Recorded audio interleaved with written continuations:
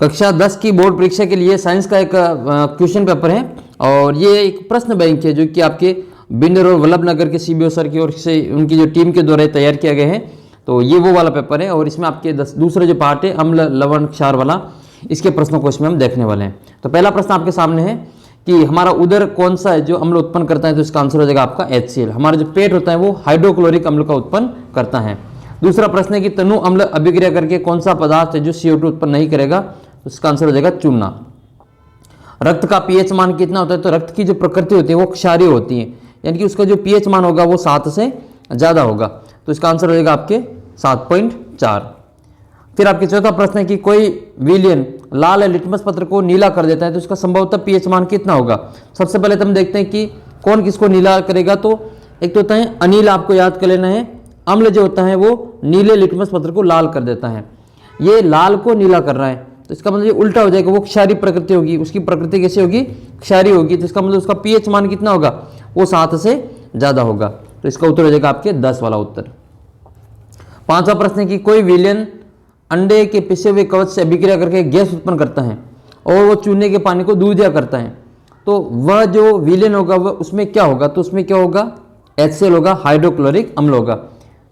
फिर आपका अगला प्रश्न है छठा, अम्लों का लिटमस पर क्या प्रभाव पड़ता है, तो अम्ल जो होते हैं वो नीले लिटमस पत्र को लाल कर देते हैं, तो अनीला याद कर लेना, अनीला या नील। सातवां प्रश्न है अम्ल किससे प्राप्त होता है, ये लिटमस पत्र किससे प्राप्त होता है, तो लिटमस पत्र थैलोफाइटा समूह का जो एक लीचेन के दो, इसको लीचेन भी कहते हैं और लाइकेन भी कहते हैं, लीचेन के दो या लाइकेन के दो, लाइकेन के पौधे से प्राप्त किया जाता है।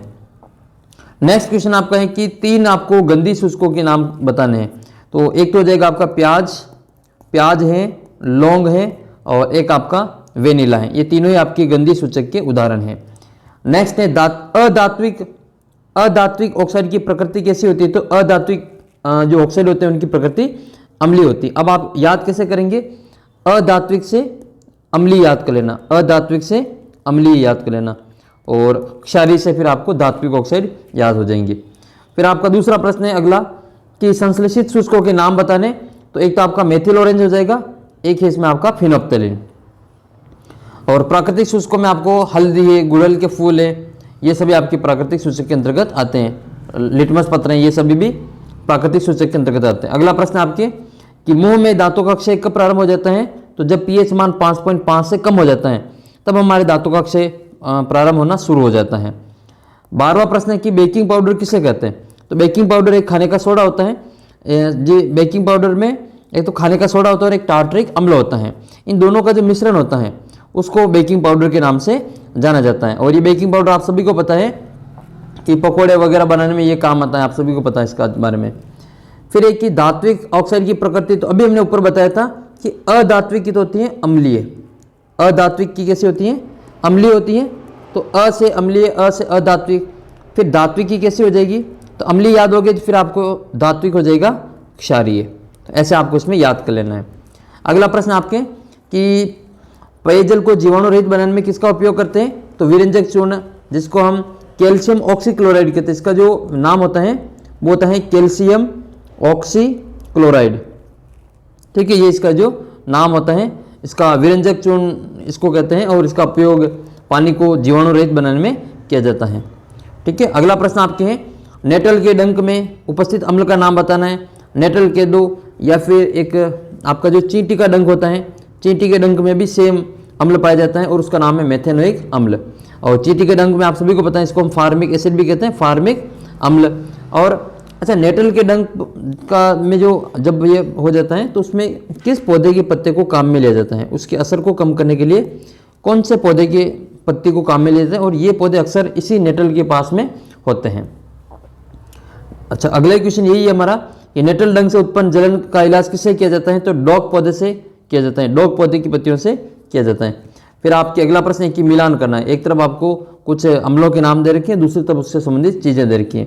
तो देखो नींबू में जो होता है वो आपका, नींबू में कौन सा अम्ल होता है, वो सिट्रिक एसिड होता है, नींबू में सिट्रिक एसिड होता है, सिरका में होता है एसिटिक अम्ल, और टमाटर में होता है ऑक्जेलिक अम्ल, और दही में होता है लैक्टिक अम्ल।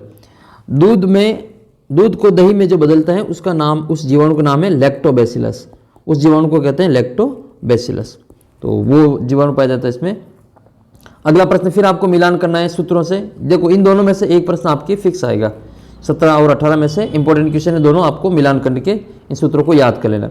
विरंजक चूर्ण का सूत्र भी हमने ऊपर देखा था, CaOCl2, ये कैल्शियम ऑक्सीक्लोराइड होता है। और बेकिंग सोडा जो खाने का सोडा होता है उसको कहते हैं सोडियम हाइड्रोजन कार्बोनेट, इसका सूत्र होता है धोने का सोडा।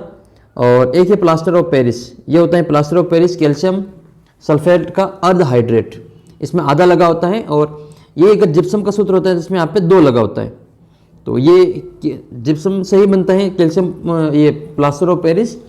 और फिर बचा हमारा धोने का सोडा जो ये हो जाएगा आपका Na2CO3 10H2। ये 10 क्रिस्टलन के जल इसमें पाए जाते हैं। आधा क्रिस्टलन का जल अणु जो पाया जाता है वो पेरिस प्लास्टर ऑफ पेरिस में, जिसको हम POP कहते हैं। ये POP वही है जब हमारी हड्डी टूट जाती है तो डॉक्टर जो प्लास्टर चलाता है वो POP का ही चलाता है। नवरात्रि में गणेश चतुर्थी पर जो मूर्ति लाई जाती है तो वो मूर्ति जो बनती है वो भी आपके POP से ही बनती है। इसके अलावा घर में हम ये पुट्टी करवाते हैं, ये POP की बनी होती हैं। तो ये सभी आपके इसमें सजावट में इन सभी में काम आती है प्लास्टर ऑफ पेरिस। विशेष इसका नाम प्लास्टर ऑफ पेरिस कैसे पड़ा, तो सबसे पहले इसका जो उत्पादन किया गया था वो फ्रांस की राजधानी पेरिस में किया गया था, इसके कारण इसको प्लास्टर ऑफ पेरिस के रूप में जाना जाता है। कैसे प्राप्त करते हैं POP को, तो जो जिप्सम होता है, जिप्सम को 373 केल्विन पर गर्म किया जाता है, फिर से जो ये प्लास्टर ऑफ पेरिस प्राप्त होता है। नेक्स्ट है आपके अम्ल का जलीय विलयन विद्युत का चालन क्यों करता है, तो अम्ल का जलीय विलयन विद्युत का चालन इसलिए करता है क्योंकि उसमें हाइड्रोजन आयन उत्पन्न होता है और वह जो विद्युत धारा के प्रवाह के लिए उत्तरदायी होता है।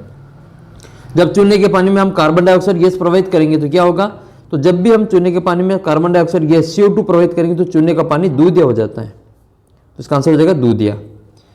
नेक्स्ट है उदासीनीकरण की अभिक्रिया किसे कहते हैं, तो अम्ल और क्षार दोनों आपस में अभिक्रिया करके लवण और जल का निर्माण करते हैं, इस अभिक्रिया को उदासीनीकरण की अभिक्रिया कहते हैं। तो अम्ल में एक उदाहरण लेंगे हम, हाइड्रोक्लोरिक अम्ल HCl और इसके साथ में क्षार है सोडियम हाइड्रोक्साइड NaOH।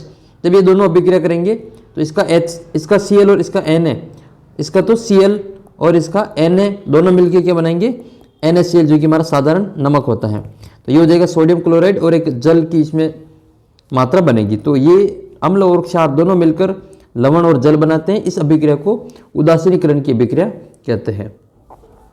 नेक्स्ट है तनुकरण किसे कहते हैं, तो जल में जो अम्ल होता है या फिर क्षारक मिलाने में जो आयन की सांद्रता वो प्रति इकाई आयतन में कमी हो जाती है, इसको तनुकरण कहते हैं।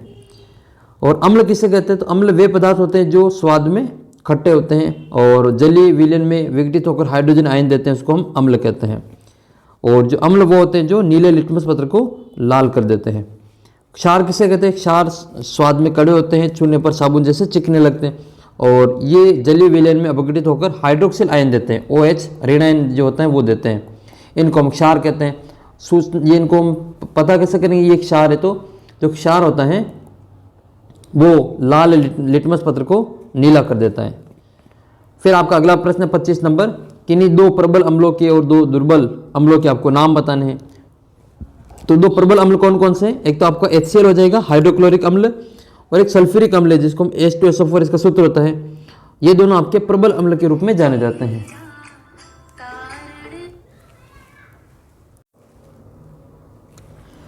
तो ये जो सल्फ्यूरिक अम्ल है इसको कहा जाता है अम्लों का राजा, अम्लों का राजा इस सल्फ्यूरिक अम्ल को कहा जाता है, अम्लों का राजा कहते हैं इसको, अम्लों का राजा कहा जाता है इस सल्फ्यूरिक अम्ल को। एक होता है दालों का राजा, आप बताना कमेंट करके दालों का राजा किसे कहा जाता है। नेक्स्ट है फिर आपके 2 दुर्बल अम्ल कौन कौन से, तो एसिटिक अम्ल हो जाएगा जिसका सूत्र है CH3COOH, और कार्बनिक अम्ल H2CO3, ये दोनों दुर्बल अम्ल के रूप में गिने जाते हैं। और ये एसिटिक अम्ल आपको पता होगा सिरका जो होता है, सिरका ये इसमें पाया जाता है। नेक्स्ट है आपका फिर अगला क्वेश्चन कि 2 दुर्बल क्षारों और 2 प्रबल क्षारों के आपको नाम बताने हैं। तो प्रबल क्षार कौन कौन से, एक तो है आपका पोटेशियम हाइड्रोक्साइड और एक है आपका सोडियम हाइड्रोक्साइड जो कास्टिक सोडे में पाया जाता है, ये दोनों तो आपके प्रबल क्षार हैं। दुर्बल क्षार की बात करें तो अमोनियम हाइड्रोक्साइड NH4OH और मैग्नीशियम हाइड्रोक्साइड, ये दुर्बल क्षार होता है और ये मिल्क ऑफ मैग्नीशिया कहा जाता है, मैग्नीशियम हाइड्रोक्साइड को मिल्क ऑफ मैग्नीशिया कहा जाता है। और ये एंटी एसिड होता है, प्रति अम्ल के रूप में इसको काम में लिया जाता है। जब भी पेट में ये पेट की जो एसिडिटी होती है उसको दूर करने के लिए इस मिल्क ऑफ मैग्नीशिया का काम में लिया जाता है। तो इसका आंसर आपको पूछा जा सकता है प्रश्न कभी भी कि मिल्क ऑफ मैग्नीशिया का उपयोग कहाँ किया जाता है, या फिर पेट की अम्लता दूर करने के लिए किसका उपयोग किया जाता है। तो उपयोग में जो लिया जाता है उसको हम एंटासिड कहते हैं, एंटासिड। और उसके रूप में हम या तो इनो काम में लेते हैं, जो इनो काम में लेते हैं उस इनो में सोडियम हाइड्रोक्साइड होता है, ये सोडियम हाइड्रोजन कार्बोनेट होता है, और या फिर आपको जो ये मिल्क ऑफ मैग्नीशिया काम में लिया जाता है, इसको मैग्नीशिया दूध कहते हैं। तो ये आपके याद कर लेना, इसका सूत्र मिल्क ऑफ मैग्नीशिया का है MgOH ट्वाइस। 27 नंबर क्वेश्चन है कि हमारे शरीर का जो सबसे कठोरतम भाग है वो कौन सा होता है? तो ये दांतों का एनिमल होता है, कैल्शियम फास्फेट का बना होता है। अगला प्रश्न है कि शुक्र ग्रह का जो वायुमंडल है वो किससे बना होता है? तो शुक्र ग्रह का जो वायुमंडल है वो सल्फ्यूरिक अम्ल के मोटे श्वेत और पीले बादलों का बना होता है। नेक्स्ट है फिर आपका क्लोर क्षार अभिक्रिया किसे कहते हैं? तो सोडियम क्लोराइड के जलीय विलयन में विद्युत द्वारा प्रभावित करने पर वो वियोजित होकर सोडियम हाइड्रोक्साइड उत्पन्न करता है। इस अभिक्रिया को सोडियम क्लोर क्षार अभिक्रिया के रूप में जाना जाता है। ये इसकी पूरी अभिक्रिया है। इसमें कह रहे हैं कि क्लोर क्षार अभिक्रिया में क्लोरीन गैस और हाइड्रोजन गैस कहाँ पर मुक्त होती हैं? तो क्लोरीन गैस जो मुक्त होती हैं वो एनोड पे मुक्त होती हैं और हाइड्रोजन गैस कैथोड पर मुक्त होती हैं। फिर आपका अगला प्रश्न है कि मिल्क ऑफ मैग्नीशिया का रासायनिक सूत्र और नाम लिखना है। तो ये मिल्क ऑफ मैग्नीशिया का रासायनिक सूत्र है मैग्नीशियम हाइड्रोक्साइड, MgOH ट्वाइस इसका सूत्र होता है। कैल्शियम कार्बोनेट के विविध रूप कौन कौन से हैं? तो एक तो आपका चूना पत्थर है, खड़िया है, और मार्बल जो संगमरमर होता है वो सभी आपका कैल्शियम कार्बोनेट का ही रूप होता है। जो चौक होती हैं, चौक जिसको हम खड़िया कहते हैं, इस खड़िया में भी ये कैल्शियम कार्बोनेट पाया जाता है। अगला प्रश्न आपका 33 नंबर है कि पीतल और तांबे के बर्तनों में दही और खट्टे पदार्थों को क्यों नहीं रखना चाहिए? तो उसका कारण क्या है कि दही और खट्टे पदार्थ जो होते हैं वो अम्लीय प्रकृति के होते हैं, और तांबा और पीतल जो इनके बर्तन जो होते हैं इनके साथ में अभिक्रिया करके लवण बनाते हैं और ये विषैला हो जाता है। फिर इस कारण है जो दही और अन्य खट्टे पदार्थों को कभी भी पीतल और तांबे के बर्तनों में नहीं रखना चाहिए। नेक्स्ट क्वेश्चन आपका है कि धातु के साथ अम्ल अभिक्रिया करने पर कौन सी गैस निकलती है? उस गैस की जो उपस्थिति को आप कैसे जांचेंगे? ये क्वेश्चन हर बार पूछा जाता है बोर्ड की ओर से, इसको इंपॉर्टेंट, इसका चित्र भी आप याद कर लें कि जब भी अम्ल की अभिक्रिया धातु के साथ में करवाएंगे तो हमेशा इसमें से हाइड्रोजन गैस विमुक्त होती है, हाइड्रोजन गैस निकलती है। उदाहरण के लिए जब एक धातु के रूप में हम जिंक का टुकड़ा जब हम इस सल्फ्यूरिक अम्ल में डालेंगे, सल्फ्यूरिक अम्ल का मतलब क्या है? H2SO4 में, तो ये जो H2 है इसका ये बाहर निकल जाएगा और H2 की जगह पे जिंक आ जाएगा। तो ये जो उत्पाद बनेगा वो क्या बनेगा? ZnSO4 जिंक सल्फेट बनेगा और हाइड्रोजन गैस इसमें से मुक्त हो जाएगी। और इसकी जांच कैसे करेंगे? तो जब इसकी जांच करने के लिए परख नली के मुंह पर जलती हुई जब हम मोमबत्ती ले जाएंगे तो उसमें पटाखे जैसी फटफट की आवाज़ आती है, जो कि यह सिद्ध करती है कि इसमें जो उत्पन्न होने वाली गैस है वो कौन सी गैस है? हाइड्रोजन गैस है। और आपको वो चित्र भी याद कर लेना है जिसमें जो मोमबत्ती को पास में ले जाने पर फटफट की आवाज़ उसमें दिखाई दे रही है। नेक्स्ट क्वेश्चन है अम्ल को तनुकृत करते समय क्यों अनुशंसित किया जाता है कि अम्ल को जल में मिलाना चाहिए न कि जल को अम्ल में? तो ये इसलिए किया जाता है क्योंकि अम्ल को तनुकृत करते तो कभी भी जो जल में नहीं मिलाना चाहिए, धीरे धीरे जो जल को अम्ल में मिलाना चाहिए, उससे उष्मा की अधिक मात्रा प्राप्त होती है जिसके कारण जो मिश्रण बाहर आ सकता है। तो आपको कभी भी जो अम्ल में जो जल नहीं मिलाना चाहिए। नेक्स्ट है आपको जल की अनुपस्थिति में अम्ल के व्यवहार अम्लीय क्यों होता है? तो जल की अनुपस्थिति में अम्ल हाइड्रोजन आयन का विलयन नहीं करते हैं क्योंकि हाइड्रोजन आयन ही अम्लों के अम्लीय व्यवहार को दर्शाते हैं, इसलिए इसकी अनुपस्थिति में अम्ल जो अम्लीय व्यवहार को प्रदर्शित नहीं करेंगे। नेक्स्ट है फिर आपका ये प्लास्टर ऑफ पेरिस है, उसको आर्द्ररोधी बर्तन में क्यों रखा जाना चाहिए? तो प्लास्टर ऑफ पेरिस जब भी ये नमी के साथ में संपर्क में आएगा, जल के साथ में संपर्क में आएगा, तो ये लेई जैसा पदार्थ बन जाता है और शीघ्र ही वो कठोर हो जाता है, जिप्सम बन जाता है कठोर, और फिर ये जो प्लास्टर ऑफ पेरिस को आपके ये जो आर्द्ररोधी बर्तन होते हैं उसके अंतर्गत रखा जाता है। तो ये वायु के संपर्क में आते ही ये जो कठोर हो जाता है, इसके कारण इसको आर्द्ररोधी बर्तनों में रखा जाता है। फिर आपके अगला प्रश्न है कि अम्लों के आपको सामान्य गुण बताने। तो अम्लों के सामान्य गुण कौन कौन से? अम्ल स्वाद में खट्टे होते हैं, अम्ल नीले लिटमस पत्र को लाल कर देते हैं, यह धातुओं के साथ अभिक्रिया करके हाइड्रोजन गैस देते हैं, और क्षारकों के साथ अभिक्रिया करके लवण और जल बनाते हैं। अम्ल और क्षार मिलकर लवण और जल बनाते हैं, जैसे कि हमने उदासीनीकरण की अभिक्रिया में देखा था। ये सभी जो गुण हैं आपके अम्लों के गुण हैं। अम्लों में आपको एक बात याद कर लेनी है, अम्ल स्वाद में खट्टे होते हैं और नीले लिटमस पत्र को लाल कर लेते हैं। आपको अनिला याद कर लेना है, अनिल तो आपको याद ही, अनिला याद कर लेना। अम्ल नीले लिटमस पत्र को लाल कर देते हैं। और अम्ल क्षार के साथ अभिक्रिया करके लवण और जल का निर्माण करते हैं। इस अभिक्रिया को उदासीनीकरण की अभिक्रिया कहा जाता है। फिर आपका अगला प्रश्न है कि पीएच स्केल किसे कहते हैं।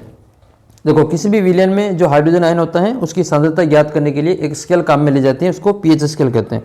किसी भी विलयन की अम्लीयता और क्षारीयता का जो पता लगाना होता है कि वह जो विलयन है वो अम्लीय है या फिर क्षारीय है, तो उसके लिए एक स्केल काम में ली जाती है, इसको हम पीएच स्केल कहते हैं। और इसका उपयोग अम्लीयता और क्षारीयता के रूप में पता करने के लिए किया जाता है। पीएच स्केल में एक शब्द अक्षर आता है पी। तो ये पी क्या होता है? तो पी का मतलब होता है, एक जर्मन शब्द है पुशांस, जिसका मतलब होता है शक्ति। आपको अगले प्रश्न में फिर पीएच स्केल का चित्र बनाना है। तो इसमें ये आपकी किताब का जो चित्र दे रखा है 2.6, इसमें आपको हाइड्रोजन और हाइड्रोक्सिल आयन की सांद्रता परिवर्तन के साथ में पीएच बता रखी है। ये पीएच स्केल में 0 से लगा के 14 तक नंबर लगे होते हैं, बीच में होते हैं 7। जो बीच में 7 होता है वो उदासीन होता है। जैसे जैसे हम 0 की ओर आएंगे अम्लता बढ़ेगी, जैसे जैसे हम 14 की ओर जाएंगे क्षारीयता बढ़ेगी। तो जैसे आपको पूछे कि 7.1 और 7.4 इनमें से सबसे ज़्यादा क्षारीय कौन है, तो 7.4 सबसे ज़्यादा क्षारीय है, क्योंकि जैसे जैसे हम 14 की ओर जाएंगे ये जो 14 है वो सबसे ज़्यादा क्षारीय होता है, और जिसका पीएच मान 1 होता है वो सबसे अम्लीय होता है। तो जैसे जैसे हम 0 की ओर बढ़ेंगे वैसे वैसे उसकी अम्लता बढ़ेगी। तो कोई कहे कि आपको 1.1 और 1.4 में से कौन ज़्यादा अम्लीय है, तो फिर आपका जो अम्ल में कम मान वाला होता है वो ज़्यादा अम्लीय होता है, क्षारीय में जो ज़्यादा मान वाला होता है वो क्षारीय होता है। अगला प्रश्न आपका ये है कि पकौड़ों को स्वादिष्ट और खस्ता बनाने के लिए किसका उपयोग किया जाता है। तो पकौड़ों को स्वादिष्ट और खस्ता बनाने के लिए हम बेकिंग सोडा बनाते हैं, सोडियम हाइड्रोजन कार्बोनेट। इसका रासायनिक सूत्र होता है NaCO3, और इसको हम हाइड्रोजन की जगह आप कहो कि सोडियम बाइकार्बोनेट, सोडियम बाइकार्बोनेट। तो बाई खाना बनाने के लिए काम में आते हैं, तो उसमें खाने का सोडा होता है ये बेकिंग सोडा, सोडियम बाइकार्बोनेट। इसको इस प्रकार से याद कर लेना। इसका सूत्र होता है NaCO3। अगला प्रश्न है बेकिंग सोडा का रासायनिक नाम, सूत्र और बनाने की विधि और इसके कोई 2 उपयोग बताने। तो बेकिंग सोडे का जो रासायनिक सूत्र है वो NaCO3 है। इसको रासायनिक नाम जो होता है इसका वो सोडियम हाइड्रोजन कार्बोनेट होता है, सूत्र होता है NaCO3। और वैसे इसको हम सोडियम हाइड्रोजन कार्बोनेट या सोडियम बाइकार्बोनेट कहते हैं। बनाने की विधि क्या है, तो NaCl का उपयोग करके बेकिंग सोडा बनाया जाता है। पहले तो NaCl का उपयोग करके बेकिंग सोडा बनाया जाता है। तो NaCl और जल की अभिक्रिया और हाइड्रोजन, ये कार्बन डाइऑक्साइड और अमोनिया, इन चारों को अभिक्रिया करवा के अमोनियम क्लोराइड बनेगा एक तो, और एक सोडियम हाइड्रोजन कार्बोनेट बनता है। ये सोडियम हाइड्रोजन कार्बोनेट को सोडियम बाइकार्बोनेट NaCO3 के रूप में जाना जाता है। इसका उपयोग कहाँ कहाँ पे होता है, तो एक तो ये आग बुझाने के जो यंत्र होते हैं, अग्निशमक यंत्र, उसमें किया जाता है सोडियम हाइड्रोजन कार्बोनेट का। इसके अलावा बेकिंग पाउडर में इसका उपयोग किया जाता है, और आपको पता हो एसिडिटी को कम करने के लिए भी इसका प्रयोग किया जाता है। इनो जो होता है उसमें आपका ये सोडियम हाइड्रोजन कार्बोनेट ही पाया जाता है। अगला प्रश्न आपका विरंजक चूर्ण का है। तो विरंजक चूर्ण का एक तो आपको रासायनिक नाम बताना है, सूत्र बताना है, और बनाने की विधि और उसके 2 उपयोग बताने हैं। देखो, विरंजक चूर्ण का जो रासायनिक नाम है वो कैल्शियम ऑक्सीक्लोराइड होता है। इसका जो सूत्र होता है वो CaOCl2 होता है। ये इसका सूत्र होता है CaOCl2। और बनाने की विधि क्या है, तो जलीय सोडियम हाइड्रोक्लाइड में जो लवण होता है उसमें विद्युत अपघटन करके इसमें क्लोरीन का निर्माण किया जाता है, और फिर इससे शुष्क बुझा हुआ चूना और क्लोरीन की अभिक्रिया करके विरंजक चूर्ण को प्राप्त किया जाता है। तो ये आपका कैल्शियम हाइड्रोक्साइड है CaOH2, इसमें क्लोरीन गैस प्रवाहित करेंगे तो ये बनेगा आपका कैल्शियम ऑक्सीक्लोराइड, जिसको हम ये विरंजक चूर्ण कहते हैं, और जल का निष्कासन होगा। तो ये तो था आपका विरंजक चूर्ण, जिसका उपयोग जल को, पेयजल को जीवाणुमुक्त करने में करते हैं। पेयजल को शुद्ध करने के लिए, जीवाणुमुक्त करने के लिए, रोगाणुमुक्त करने के लिए आप कैल्शियम ऑक्सीक्लोराइड विरंजक चूर्ण, इसको ब्लीचिंग पाउडर कहते हैं। इस विरंजक चूर्ण को ब्लीचिंग पाउडर भी कहा जाता है, और इसका उपयोग सूती और लिनन के विरंजन के लिए भी किया जाता है। इसके अलावा एक और है इसमें कि पेयजल के लिए एक तो हम इसका प्रयोग करते हैं विरंजक चूर्ण का, और पेयजल को शुद्ध करने के लिए एक आपको KMnO4 को भी याद कर लेना है, जिसको हम पोटेशियम परमैंगनेट कहते हैं। ठीक है, लाल दवा के रूप में इसको जाना जाता है। इसके अलावा कहीं कहीं फिटकरी का भी उपयोग किया जाता है। फिटकरी का सूत्र भी आपको याद कर लेना है। फिटकरी का रासायनिक सूत्र होता है K2SO4।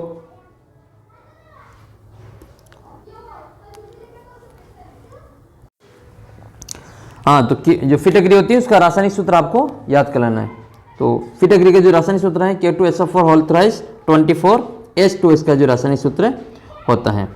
नेक्स्ट क्वेश्चन आपका है कि अगला क्वेश्चन आपके दोने का सोडा, इसका रासायनिक नाम, सूत्र और बनाने की विधि और कोई इसके दो उपयोग बताने हैं। तो रासायनिक सूत्र हो जाएगा आपका Na2CO3 10H2O, ये तो इसका रासायनिक सूत्र है।